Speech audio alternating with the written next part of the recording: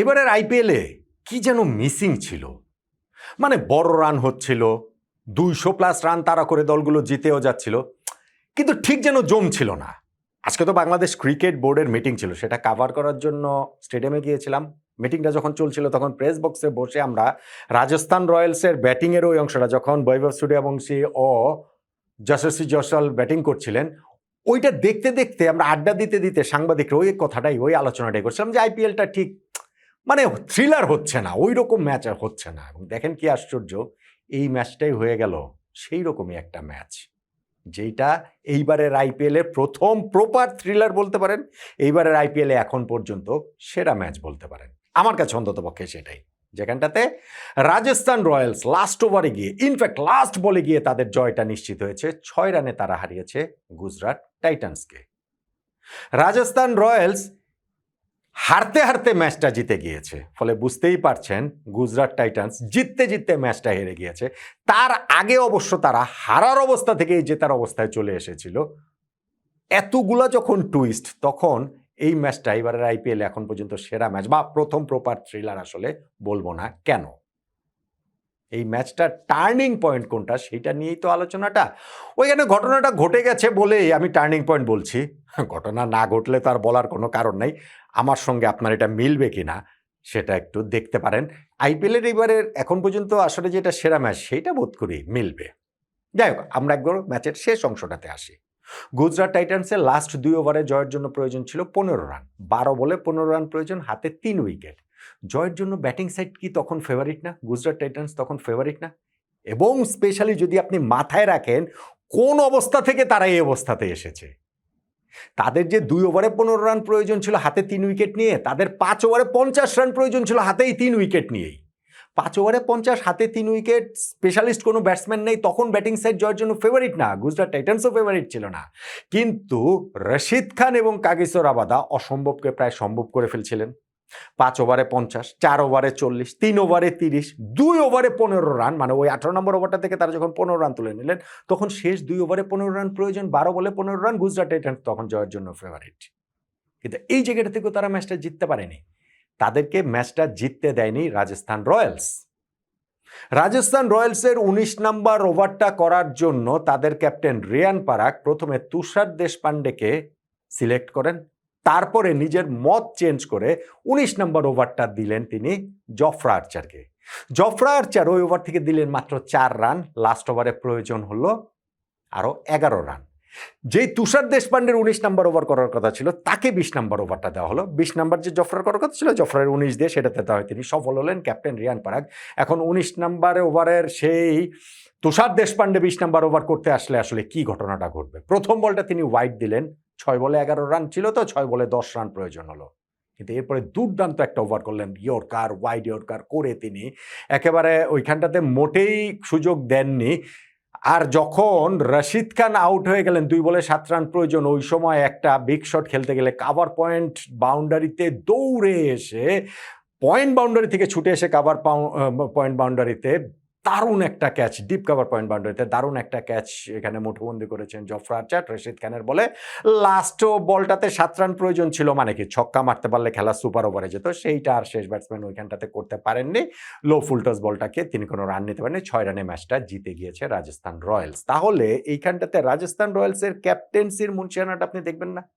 যেটা আমি শুরুতে বলছিলাম যে ঘটনাটা ঘটে গেছে বলেই বলছি।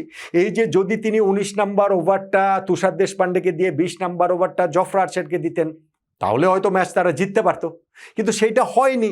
তিনি মতামত চেঞ্জ করে রিভার্স করে দিয়েছেন, তারপরেও যখন তারা ম্যাচটা জিতে নিয়েছেন, এইটা আসলে ভাই টার্নিং পয়েন্টের দাবিদার, ডেফিনেটলি দাবিদার। আর ম্যাচটা এক্সাইটমেন্টটা আপনি বোঝেন যে ওই যে আমি বলছিলাম যে 5 ওভারে 50 রান প্রয়োজন, হাতে 3 উইকেট, ওইখান থেকে যে রশিদ খান এবং কাগিসো রাবাদা ম্যাচটা কত ক্লোজলি নিয়ে গিয়েছিলেন, ঠিক তার আগের ফেজটার কথা ভাবেন না। 211 রান টার্গেট রাজস্থান রয়্যালসের, সেইখানে 12 ওভার শেষে তারা এমন একটা অবস্থায় ছিল, শেষ 8 ওভারে তাদের 84 রান প্রয়োজন।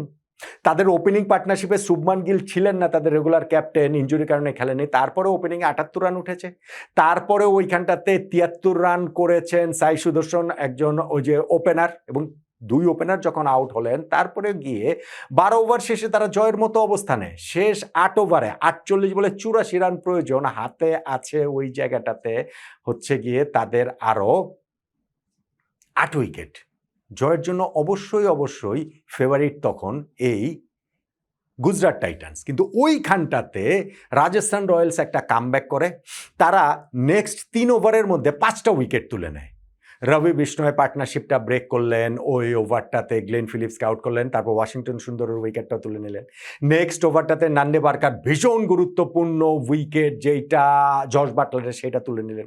বিষ্ণয়ের পরের ওভারটা থেকে তিনি তেওয়াতিয়ার উইকেট তুলেন এবং শাহরুখ খান রান আউট হয়ে গেলেন।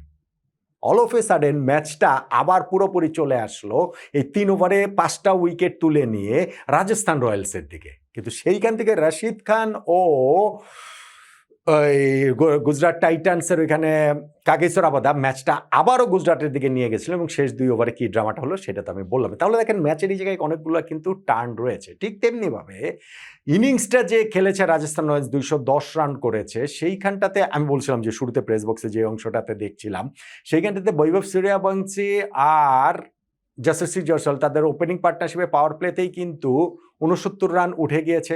সূর্যবংশী 18 বলে 31 রান করে আউট হয়ে গেলেন রশিদ খানের বলে, কিন্তু ওইখানটাতে 50 করেছেন জয়সওয়াল। সবচেয়ে গুরুত্বপূর্ণ ইনিংসটা খেলেছেন ধ্রুব জুরেল, যিনি লাস্ট ওভারে আউট হওয়ার আগে তিনি ওইখানটাতে কত 70 অড রানের একটা ইনিংস খেলেছেন, সেটা আসলে খুবই গুরুত্বপূর্ণ, 40 অড বলে খেলেছেন। কিন্তু আরেকটা গুরুত্বপূর্ণ বিষয় এই ইনিংসটাতে রয়েছে, সিমরন হেটমায়ারের 18 রান। মাত্র 8 বলে তিনি 18 রান করেছেন, কিন্তু সেটার গুরুত্ব আছে। আপনি ইনিংসটা যেভাবে, ম্যাচটা যেভাবে শেষ হয়েছে, যত ক্লোজলি গিয়ে রাজস্থান রয়্যালস জিতেছে, তাতে হেটমায়ারের ওই 8 বলে 18 রানের গুরুত্বটা অসীম। এবং যখন আপনি জানবেন যে হেটমায়ার আসলে 0 রানে আউট হয়ে গিয়েছিলেন, যদি আম্পায়ার ওইখানে আউট দিতেন, আচ্ছা আম্পায়ার না হয় আউট দেন নাই, ডিআরএস তো নিতে পারতো। যদি ডিআরএস নিত ওইখানটাতে গুজরাট টাইটান্স, তাহলেও হেটমায়ার আউট হয়ে যান, কেননা তার ওই জায়গাটাতে বলটা লেগেছিল। কিন্তু তারা ডিআরএস নেয়নি। পরে যখন দেখা হলো যে হচ্ছে গিয়ে রিপ্লেতে যে না, বলটা ওইটা ডিআরএস নিলে আউট হয়ে যেতেন, সেইটা খুবই ফ্রাস্ট্রেটিং ছিল গুজরাট টাইটান্সের জন্য নিঃসন্দেহে। তাহলে যে এই ম্যাচটা হলো, খুবই এক্সাইটিং একটা ম্যাচ হলো, খুবই থ্রিলিং একটা ম্যাচ হলো। এইবারের আইপিএলে প্রপার থ্রিলার হলো আমি বলছি। এটার সঙ্গে অবশ্য সবাই একমত হবেন। টার্নিং পয়েন্টের সঙ্গে একমত হবেন কিনা সেটা অবশ্য একটা আলোচনার বিষয়। আমার টার্নিং পয়েন্টের এইখানটাতে সিমরন হেটমায়ারের ওই 8 বলে 18 রানের ইনিংস, স্পেশালি যে তারা ডিআরএসটা নিল না, এটা অবশ্যই টার্নিং পয়েন্টের একটা দাবিদার। আমার কাছে বেশি করে দাবিদার ভাই। ওই যে যেটা আমি শুরুতে বলছিলাম না, যে সিদ্ধান্তটা কাজে লেগে গেছে বলেই তো বলছি এটা টার্নিং পয়েন্ট। সেটা হচ্ছে ওই 19 নাম্বার এবং 20 নাম্বার ওভারে বোলারদের যে অদল বদল করলেন রাজস্থান রয়্যালসের ক্যাপ্টেন রিয়ান পরাগ। 19 নাম্বার ওভারটা যে জফরা আর্চারকে দিলেন এবং 20 নাম্বার ওভারটা যে তুষার দেশপান্ডেকে দিলেন, 2 ওভারে 15 রান দরকার ছিল, সেইটা যে আর তুলতে পারলো না গুজরাট টাইটান্স। 6 রানে যে তারা ম্যাচটা জিতে গেল। এই 19-20 নম্বরের ওভারে 2 বোলারকে অদল বদল যে করেছেন রাজস্থান রয়্যালসের ক্যাপ্টেন রিয়ান পরাগ, সেটাই তাই আমার কাছে এই ম্যাচের টার্নিং পয়েন্ট। একমত কি হলেন আপনি?